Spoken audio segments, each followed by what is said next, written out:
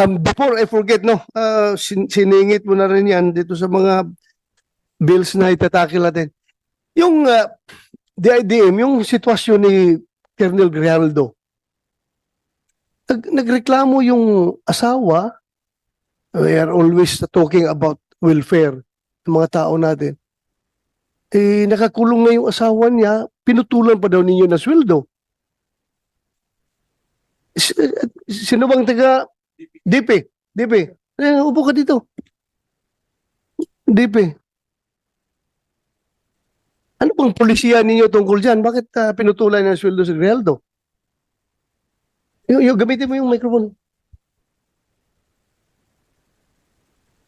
Sir, si Colonel Grijaldo, sir. Ano ka sa DP? Division Chief, sir. Ng, Policies, Plans, and Program Division. so you represent DP and the Chief PNP as far as the Grijaldo case is concerned? Am I right? Sige, sagutin mo lang yung mga tanong ko. Sige, ano yung, anong sasabi mo? Anong, Colonel Grijaldo, sir, is considered allowed, sir. Allowed pay. Automatic leave of absence without pay, sir. why? Na-contempt siya, sir, so hindi siya makapagtrabaho. And I don't know, sir, kung may order na rin siya, sir, as allowed pay. Hindi ba nyo titingnan na double whammy yan on the part of Grijaldo? Sobrang injustice na yan sa kanya. Eh, he's suffering from injustice sa pagkakulong niya ngayon for telling the truth. Dapat ang PNP, you should be proud of him for standing for what is right and for standing for the truth. Dapat i-consider yung bayani yung si Colonel Grijaldo dahil hindi siya nagpapatinag eh. Sinasabi niya katotohanan. Kahit na i-contempt niyo ako ilang beses dito, kahit na ikulong niyo ako ng ilang beses, basta yan ang katotohanan, panindigan ko yan. Dapat, he deserves your applause. Kayong PNP, tinayo niya yung bandera ng institusyon ng PNP na kami ay ganito. Hindi kami natatakot kahit sino mga congressman kayo dyan na mag-intimidate sa akin. Basta katotohanan lang ako. Bakit ginanon ninyo yung tao ninyo? Isn't it very double injustice on his part? Na wala na makain yung pamilya niya dahil pinutulan niyo ng sweldo? Hindi naman niya, he did not violate any law. To tell you frankly. Ay, i-interpret na ninyo yung batas to the detriment of your people? Ganun ba yun? You should implement, you should interpret your policies to the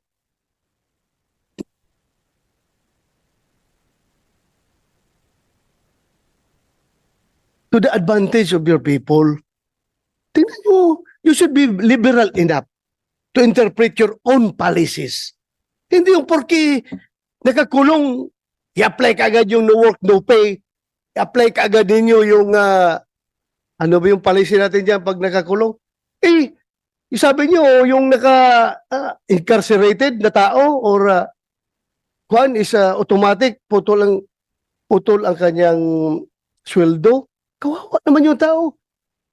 Yung ginagawa natin yung policy na yan, ha? The intent of that policy is to make sure na yung mga eskalawag na pulis natin na nakakulong ay hindi na mag-enjoy sa sweldo niya. Is Grijaldo eskalawag? Kaya for purposes of discussion, sabihin nyo, isa, wala kami magawa. Yan ang polisiya natin. No work, no pay. At kapag incarcerated, putol ka ng sweldo. But still, dapat may puso kayo sa tao ninyo. Kung nangyari sa iyo yung ginawa kay Grijaldo, anong sabihin mo? Sige nga, I would like to get your opinion. Sige, you open the mic. Ikaw, nagsasabi ng totoo sa isang congressional hearing. Kinontempt ka, ikinulong ka.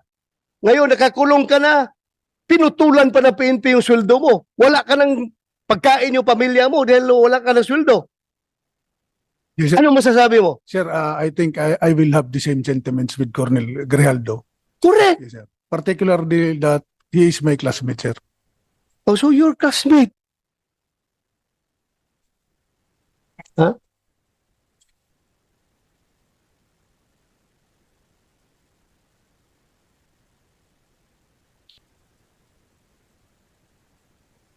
Oh, alam mo, kayo dapat makinig kayo, dapat manindigan kayo para sa tao ninyo. Not even the House of Representatives, not even the Senate could force you to do injustice to your people. That is double injustice. Ang ginagawa niyo. Tumayo kayo. Ano lang sabihin ng mga patrolman ninyo ngayon doon sa baba? Ganito na lang among PNP, walang bayag. Kinakawawa na nga kami. Kinakawawa pa kami ng sariling ahinsya namin. Kapaka-heartless naman ninyo kapag ganun. So, classmate mo si Grijaldo. So, ano ngayon? Hindi kayo naawa.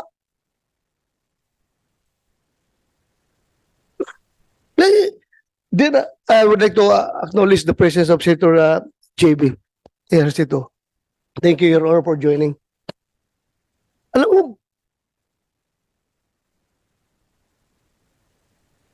that is why I required the Chief PNP to be here.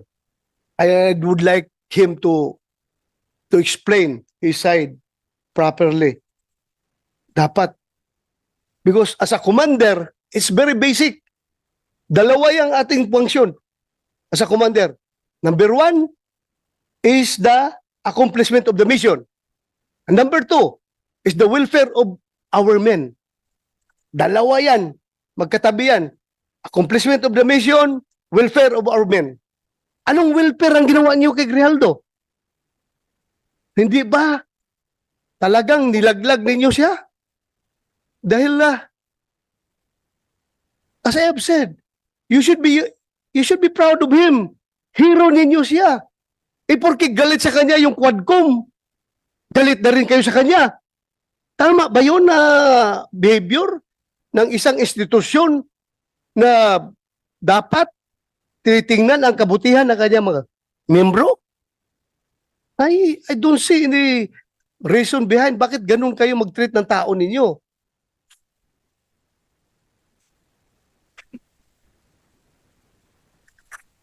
Yes. Can we get your opinion? Your Honor, with respect to the actions of the House of Representatives, unfortunately, that's beyond the jurisdiction, Your Honor, of the Internal Affairs. We don't have an active. That meron kayong control doon sa Quadcom. Wala kayong control, but you have control to your own policies sa pag-apply niyo sa tao niyo, sa polisiyan niyo. Yes, Your Honor. To that end, Your Honor, we have not, so far as Internal Affairs Service is concerned, we have not instituted or recommended as of yet, Your Honor, any disciplinary action on arising from the proceedings in the House of Representatives, Your Honor. Please tingnan ninyo mabuti yan. It's time for you to show to the world that the Philippine National Police is indeed an institution that takes care of its own people. Huwag naman ninyong ganyanin yung tao ninyo. Ikinungulong na nga.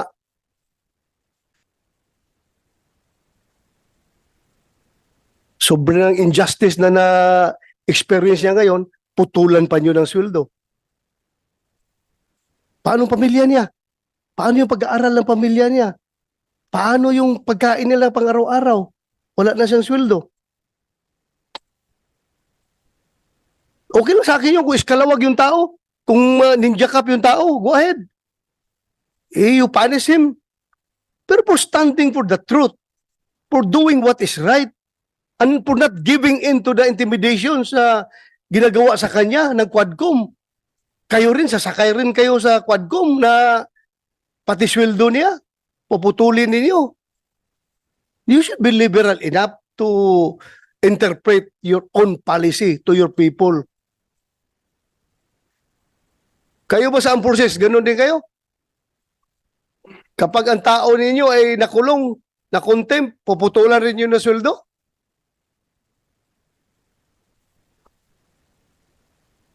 Anybody from the armed forces can speak up?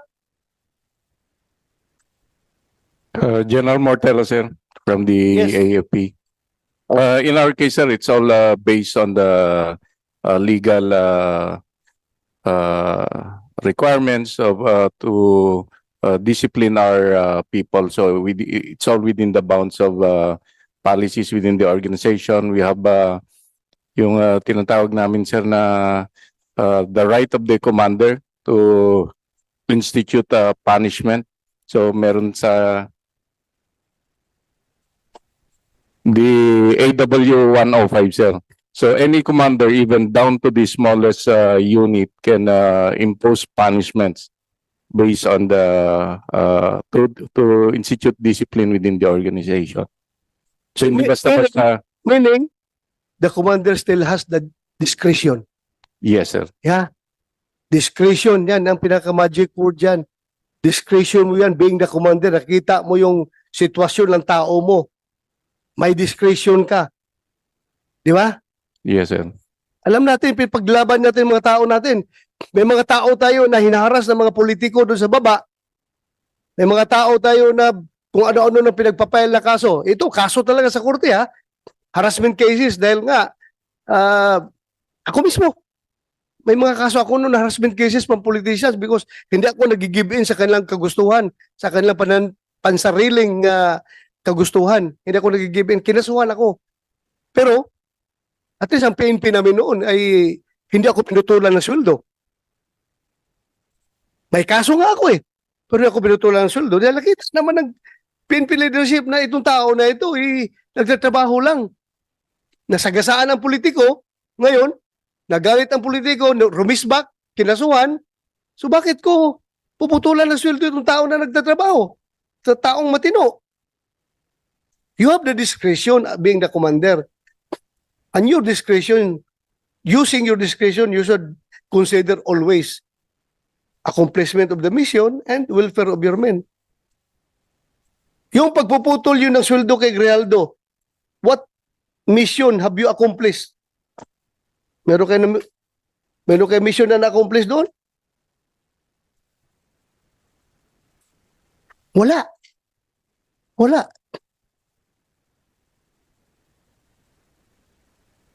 Yun na po. Nandito kayo mga pulis, makinig kayo. Nagsusuot kayo ng uniforme na yan. You're wearing that badge. You're wearing that badge. You stand for what is written on that badge. Ipaglaban ninyo yan. Huwag kayong magpaitoy-itoy sa mga politiko. You know what I mean? Huwag kayong magpatuta-tuta sa mga politiko, Yung mga politiko na yan, hindi yan nagtitraining. Kayo, nagtraining kayo, yung sweat, blood, and tears ay nagsipaglabasan sa inyong katawan dahil sa training na yan. At gaganunin lang kayo.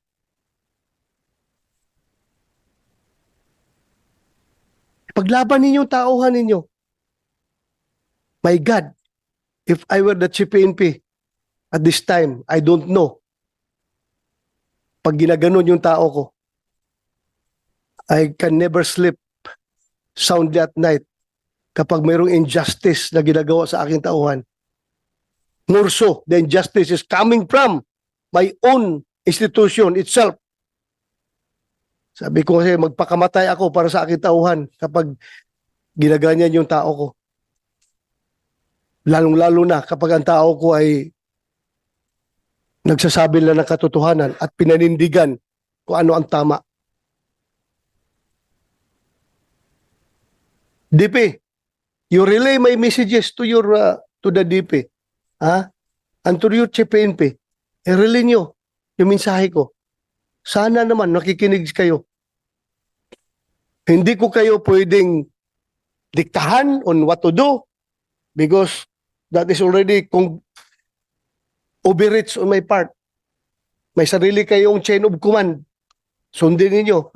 Pero sa akin lang, as may oversight function, nakikita ko talaga sobrang injustice na ginawa nyo kay Grijaldo. Paglaban nyo yung tauhan ninyo. Lalong-lalo na, classmate mo yun. Sobra. Sobra ang nangyari sa kanya. Eh, anong sabihin ngayon ng ibang mga opisyal ninyo? Ibang mga tauhan ninyo? Ganito pala ngayon. Hindi pala ako kayang dipinsahan ng aking sariling institusyon kapag ako'y lumalaban sa tama at sa katotohanan. Hindi pala ako kayang dipinsahan. Bagkos ako pa'y pinutulan ng sweldo. Ano makakain ng pamilya ko kapag ganun? Makonsensya naman kayo. What happened to Grijaldo may happen to you. O hindi mangyari sa inyo yan. At kapag ganun kayo ka-weak as an institution, I don't know what will happen to the PNP. Lumaban kayo. Labanan ninyo yung tama. Huwag kayong magpa-kuhan dyan. Yes. Sir, I would like to inform the Honorable Senator that the PNP is apolitical po, sir. With regards to Colonel Grijaldo po, sir, it may po, meron mga reasons kung bakit yung sinasabi niyo po, sir, na naputulan siya ng sahod. It may be the resource person, si Colonel Uliciano. Hindi po niya alam yun, sir, Your Honor. So, baka may mga reason naman po, sir. Alam Thank you, ko, sir. reason, no work, no pay. Yun nga, but what I'm telling you is about the welfare of your men, that you should be liberal enough in implementing your own policies. Tingnan yung kabutihan ng tao. Because hindi ka forever, Kenneth, Regional Director, may chance rin na mangyari sa iyo yan. At kung pag nangyari sa iyo yan, what will you feel? Yung injusticia. I am not telling you to PNP to be political. We're not talking about politics here. We're talking about the welfare of your people. We're talking about your institution. There's no political behind my statement. What is behind my statement is yung aking pagiging pulis. Kasama niyo ako. Hindi ako outsider ng PNP. And I love the PNP. Hindi. Yung pinanggalingan ng mga pinagsasabi ko, hindi. Dahil nasa kabilang bakod kami ng politics. Wala. At akin dito. Kung ano yung uniforme na sinusuot ninyo at willing kayo na mamatay sa uniforme na yan. Yun ang aking sinasama ng loob, Kenneth. Huwag ka magsabi ng political. This is not all about politics. This is all about the PNP as an institution na you should look out for the welfare of your people. Yun ang kinasama ng loob ko. Sir, Go ahead. sir, kami nga po ay nagpapasalamat dahil kasama niyo po kasama namin po kayo, sir, as the former chief PNP. However, ang sinasabi ko po, sir, baka naman itong si Colonel Ulicanio, hindi niya alam yung underlying circumstances kung meron pang dahilan kung bakit po naputulan ng sahod si Colonel Grijaldo. Yun lang po, sir. Then inform us kung ano. Huwag tayong ilatag natin ang baraha. Ilatag natin ang baraha kung bakit talaga ninyo ginanon yung tao. Tatanungin natin. Yes, sir. We'll, Did he violate the law? Meron ba siya binayulit na batas? Yung pagka-contempt niya, kasalanan ba niya yun? Kasalanan ba niya? I'm sure all of you were watching the proceedings. Kasalanan niya kung ipagtayo niya yung katotohanan? Panindigan niya yung katotohanan? You want to say something? Yes, sir.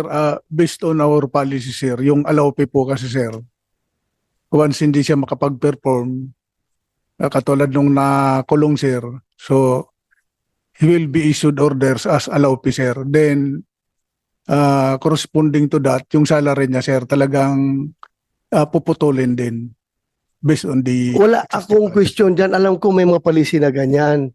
What I am telling you about is how you interpret your policies.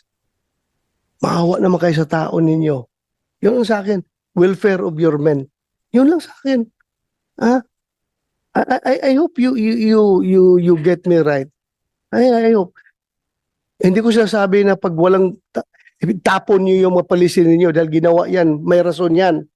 At ang rason yan, I should be clear to you. Bakit dating ginawa yan? Kasi yung mga eskalawag na pulis na patuloy pa rin na nagtatanggap ng sweldo kahit may mga kaso, yan, ginawa natin yan. Pero in the case of Grijaldo, dapat sabi ko nga sa inyo, dapat marunong kayo interpret your own policy to your advantage. Kayo, advantage ninyo sa inyo. Huwag naman na ganunin yung tao ninyo. So, yeah, you want to say something?